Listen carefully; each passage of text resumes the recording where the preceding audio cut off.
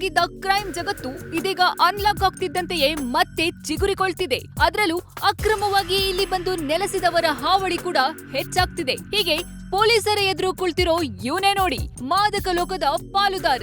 ಹೆಸರು ಕೆಹಿ Alexander, Africa ದೇಶದ ಪ್ರಜೆ.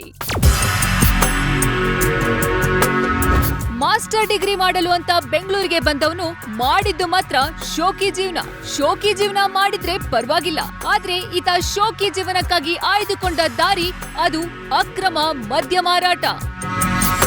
ಸ್ಟೂಡೆಂಟ್ ವೀಸಾದಡಿ ಆಫ್ರಿಕನ್ ಪ್ರಜೆ ಅಲೆಕ್ಸಾಂಡರ್ ಬೆಂಗಳೂರಿಗೆ ಬಂದಿದ್ದ. ಖಾಸಗಿ ಕಾಲೇಜು ಒಂದರಲ್ಲಿ ಅಡ್ಮಿಷನ್ ಸಹ ಆಗಿದ್ದ. ಕ್ಲಾಸ್ಗೆ ಚಕ್ಕರ್ ಹಾಕ್ತಿದ್ದ.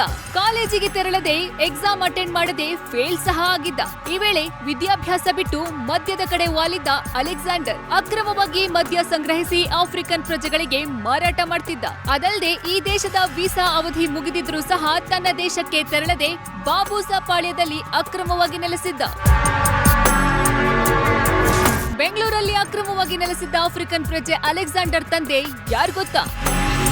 ಅಲೆಕ್ಸಾಂಡರ್ ತಂದೆ ಆಫ್ರಿಕಾದ ಐವರಿ ದೇಶದಲ್ಲಿ ದೊಡ್ಡ ಉದ್ಯಮಿಯಾಗಿದ್ರೆ ಈತ ಮಾತ್ರ ಅಕ್ರಮ ಮದ್ಯದ ವ್ಯಾಪಾರಿಯಾಗಿದ್ದ. ತನ್ನ ದೇಶಕ್ಕೆ ಮರಳುವಂತೆ ಕುಟುಂಬಸ್ಥರು ಅಲೆಕ್ಸಾಂಡರ್ನನ್ನ ಸಂಪರ್ಕಿಸಿದ್ರು. ಆದ್ರೆ ಈತ ಮಾತ್ರ ಕೋರ್ಸ್ ಮುಗಿಸದೆ ದೇಶಕ್ಕೆ ತೆರಳಿದ್ರೆ ಕುಟುಂಬಸ್ಥರಿಗೆ ಏನ್ ಹೇಳೋದು ಅಂತ ಬೆಂಗಳೂರಲ್ಲಿ ಕೆಲಸ ಮಾಡ್ತಿದ್ದೇನೆಂದು ಕುಟುಂಬಸ್ಥರಿಗೆ ಯಾಮಾರಿಸಿದ್ದ. ಅಲ್ಲದೆ ಆಫ್ರಿಕನ್ ಕಿಚನ್ ಹೆಸರಲ್ಲಿ ಪಾರ್ಟಿ ಆರ್ಗನೈಸ್ ಮಾಡಿ ಕತ್ತಲಾಗ್ತಿದ್ದಂತೆ ಅಕ್ರಮವಾಗಿ ಮದ್ಯ ಮಾರಾಟ ಮಾಡ್ತಿದ್ದ. ಖಚಿತ ಮಾಹಿತಿ ಮೇರೆಗೆ ಬಾಬೂಸಾ ಪಾಳ್ಯದ ಅಲೆಕ್ಸಾಂಡರ್ ನಿವಾಸದ ಮೇಲೆ ಹೆಣ್ಣೂರು ಪೊಲೀಸರು ದಾಳಿ ನಡೆಸಿದ್ದಾರೆ. ಈ ವೇಳೆ 4 ವಿಧದ 237 ಬಿಯರ್ ಬಾಟಲಿಗಳನ್ನು ವಶಪಡಿಸಿಕೊಳ್ಳಲಾಗಿದೆ.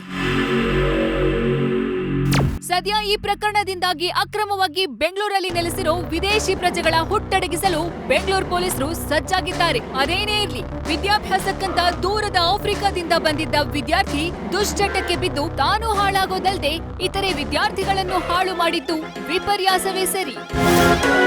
Shivakumar, news fast, Bengaluru.